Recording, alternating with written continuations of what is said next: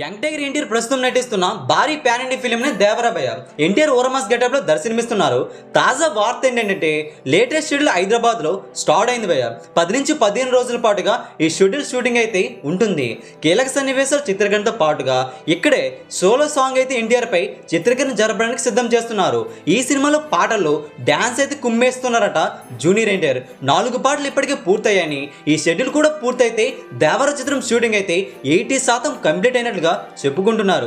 Dual role లో junior NTR అయితే కనువిందులు చేస్తున్న విషయం తెలిసిందే.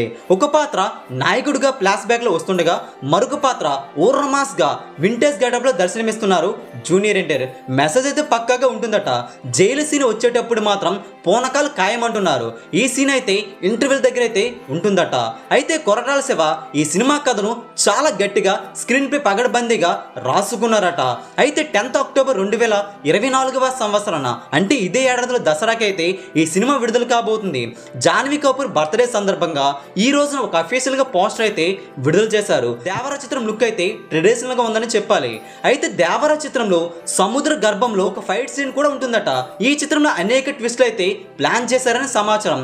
మరి బాక్స్ ఆఫీస్ దగ్గర ఈ సినిమా విడుదలయ్యాక మరిన్ని సంచలనాలు చేయడం ఖాయమని చెబుతున్నాయి ట్రేడ్ వర్గాలు. దేవరా చిత్రం కోసం ఎంతమంది వెయిట్ చేస్తున్నారో కింద కామెంట్ చేయండి. ఈ వీడియో అందరికీ తెలిసేలా లైక్ చేయండి, షేర్ చేయండి. లేటెస్ట్ అప్డేట్స్ కోసం తెలుగు సినీ స్టార్ ఛానల్ని వెంటనే సబ్స్క్రైబ్ చేసుకోండి.